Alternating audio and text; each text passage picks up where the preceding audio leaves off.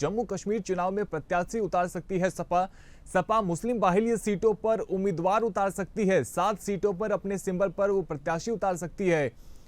तो हाल ही में जियालाल वर्मा जम्मू कश्मीर के प्रदेश अध्यक्ष बने थे। उसके बाद पहले भी जम्मू कश्मीर में प्रत्याशी उतार चुकी है तो सपा की तरफ से जम्मू कश्मीर में प्रत्याशी उतारे जाएंगे। इस वक्त की बड़ी खबर आपको बता रहे हैं लखनऊ से, जहां पे 7 सीटों पर अपने सिंबल पर प्रत्याशी उतार सकती है सपा की तरफ से। 7 प्रत्याशी उतारे जा सकते हैं जम्मू कश्मीर में। तो सपा मुस्लिम बाहुल्य सीटों पर अपने उम्मीदवार उतारेंगी।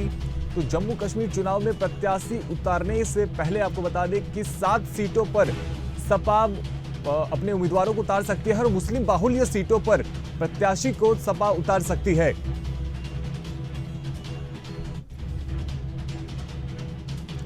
इस वक्त की बड़ी खबर आपको लखनऊ से बता रहे हैं, जहां सपा मुस्लिम बाहुल्य सीटों पर अपने उम्मीदवार उतार सकती है। और जिस प्रकार से लोकसभा चुनाव में जीत के बाद समाजवादी पार्टी के मुखिया अखिलेश यादव व पार्टी को अन्य राज्यों में भी विस्तार देने में लगातार जुटे हुए हैं। इसी क्रम में अब जम्मू कश्मीर में पार्टी की रिलॉन्चिंग होगी, जो साथ ही समाजवादी पार्टी इस बार जम्मू कश्मीर विधानसभा उपचुनाव में भी हिस्सा लेंगी। इस बात की बड़ी खबर आपको बता रहे हैं, लोकसभा चुनाव परिणामों से उत्साहित समाजवादी पार्टी के मुखिया अखिलेश यादव पार्टी को बाकी राज्यों में भी विस्तार देने में जुट गए हैं। और इसी के तहत सपा अब जम्मू कश्मीर में भी अपने प्रत्याशी को उतार सकती है और मुस्लिम बाहुल्य सीटों पर अपने उम्मीदवारों को उतारेंगी। 7 सीटों पर अपने सिंबल पर प्रत्याशी उतार सकती हैं।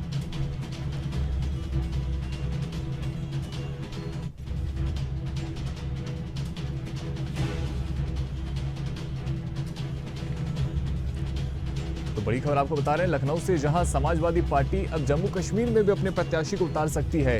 7 सीटों पर अपने सिंबल पर प्रत्याशी को उतार सकती है। बताया जा रहा है कि मुस्लिम बाहुल्य सीटों पर अपने उम्मीदवार को समाजवादी पार्टी उतारेगी। उन क्षेत्रों में जहां पे मुस्लिम बाहुल्य सीट है, जहां पे मुसलमानों का दबदबा है, मुस्लिम वोट बैंक है, वहां पे सपा अपने उम्मीदवारों को उतार सकती है।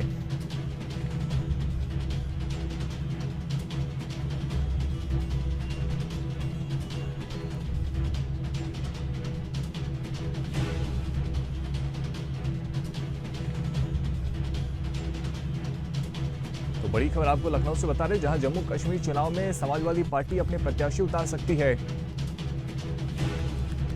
ज्यादा जानकारी के लिए हमारे साथ राशिद सिद्दीकी जुड़ चुके हैं। राशिद, जिस प्रकार से लोकसभा चुनाव में अखिलेश यादव की पार्टी समाजवादी पार्टी को भारी जीत मिली थी, उसके बाद में उत्साहित हैं और अब जम्मू कश्मीर में भी अपने प्रत्याशी को उतार सकते।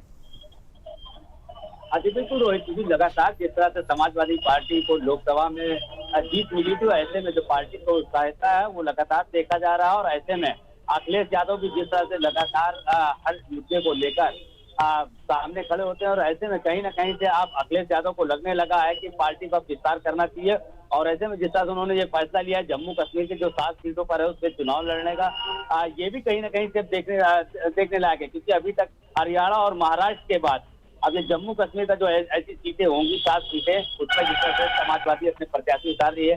क्योंकि देखिए जियालाल वर्मा जिस तरह से उनको प्रदेश अध्यक्ष वहां पर बनाया गया था, उसके बाद से ही आकलन लगाया जा रहा था कि समाजवादी यहाँ पर अपने प्रत्याशी उतारेगी। और इस तरह से जो उनका आकलन था वो सही साबित हुआ। और अब जाहिर सी बात है, क्योंकि देखिए कहीं ना कहीं से अब समाजवादी पार्टी को भी लगने लगा है कि जिस तरह उत्तर प्रदेश के अंदर बेहद अच्छा प्रदर्शन रहा इनका, और ऐसे में जिस तरह से अब सभी राज्यों को वो सभी राज्यों में अपना प्रत्याशी उतारने की बात कर रहे हैं, तो जम्मू कश्मीर इसमें एक अहम है। क्योंकि यहाँ पर देखिए कहीं ना कहीं से मुस्लिम बाहुबली क्षेत्र है और जो 7 सीटें हैं उनमें जिस तरह से उन्होंने प्रत्याशी उतारा है वो सभी सीटें मुस्लिम सामान्य वर्ग की सीटें हैं। और ऐसे में कहीं ना कहीं अखिलेश यादव को लगता है कि जिस तरह से मुस्लिम समीकरण उनके साथ एक तरफा है, तो ये कहीं ना कहीं से इन 7 सीटों को उनको फायदा मिलेगा। जी। और राशिद देखिए, नेशनल कॉन्फ्रेंस और कांग्रेस गठबंधन में है, लेकिन समाजवादी पार्टी अकेले चुनाव में उतर रही है। जी बिल्कुल, देखिए हाँ, इसमें कहीं ना कहीं जैसे कांग्रेस को झटका एक लग सकता है, क्योंकि जाहिर सी बात है क्योंकि हमेशा क्योंकि पीडीपी और हमेशा बीजेपी के पूर्व में देखा गया है जिस तरह से गठबंधन रहा, उसके बाद उनका गठबंधन टूटा, उसके बाद केंद्र शासित राज्य बन गया। और अब कहीं ना कहीं से जिस तरह से 10 साल बाद वो चुनाव अब होने 2019 के बाद से अब जिस तरह से अब जो हालात बन रहे हैं, तो इसमें अब टक्कर जो देखी जाएगी वो 3 तरह की टक्कर देखी जाती है।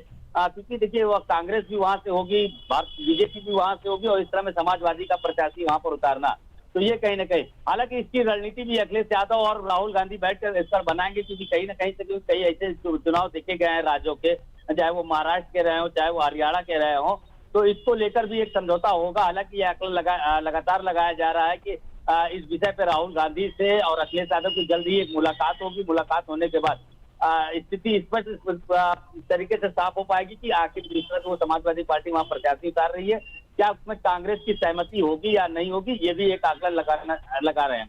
राशिद, ये कब तक स्पष्ट हो जाएगा कि समाजवादी पार्टी किन किन सीटों पर और किसे प्रत्याशी बनाकर उतार रही है?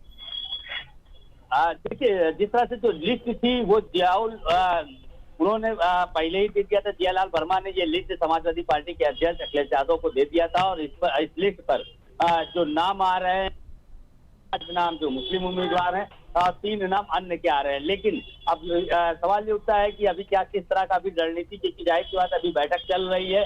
बैठक के बाद शाम को एक बैठक अखिलेश यादव की और होनी है, उस पर ही स्पष्ट तरीके से निकल के आएगा कि किन उम्मीदवारों को जो सूची जियालाल वर्मा दी है वो किस तरह की उसमें सहमति बन पाती है। क्योंकि जाहिर सी बात है अभी राहुल गांधी से भी बैठक होनी है, क्योंकि राहुल गांधी से ये भी सूत्रों द्वारा खबर पता चल रही है कि अखिलेश की और राहुल गांधी की एक मीटिंग होने वाली है।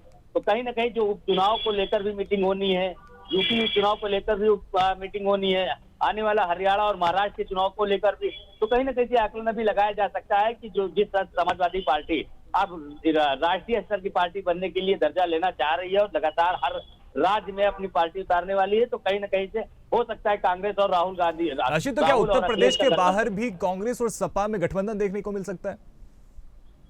हाँ जी, बिल्कुल। देखिए, महाराष्ट्र की बात करें, देखिए महाराष्ट्र में भी ऐसा उम्मीद लगाया जा सकता है, क्योंकि महाराष्ट्र में जिस तरह से समाजवादी पार्टी हालांकि पहले से सक्रिय है और इस तरह में जिस तरह से अभी गठबंधन चल ही रहा है, तो कहीं ना कहीं से अभी कई स्टेटों में कई राज्य में अभी कांग्रेस के साथ उनका गठबंधन होने वाला है। तो लेकिन अब ये आकलन ये भी लगाया जा रहा है ना, क्योंकि राहुल गांधी के साथ से भी कई लोग अभी हैं। जिस तरह से अगर महाराष्ट्र की बात करें तो शरद पवार वगैरह अभी सभी शामिल है। तो ऐसे में देखना ये होगा कि किस तरह की इनकी बैठक होगी, क्योंकि इंडिया दल की बैठक बहुत जल्द होने वाली है और उसमें ही निर्णय लिया जाएगा कि कौन सी पार्टी राज्य की कौन सी स्टेट में जाएंगी और क्या गठबंधन से प्रत्याशी उतारेंगे या अकेले अपने दम पे उतारेंगे। बहुत शुक्रिया राशिद आपका इस तमाम जानकारी के लिए। तो देखिए, बड़ी खबर आपको बता रहे, जम्मू कश्मीर चुनाव में समाजवादी पार्टी अपने प्रत्याशी उतार सकती है। सपा मुस्लिम बाहुल्य सीटों पर, जो उन सीटों पर जहां पे कि मुस्लिम वोट बैंक है, जहां पे मुस्लिम बाहुल्य सीट है, वहां पे अपने उम्मीदवारों को उतार सकती है। और बताया ये जा रहा है कि 7 ऐसी सीट है जहां पे समाजवादी पार्टी अपने प्रत्याशी को उतार सकती है।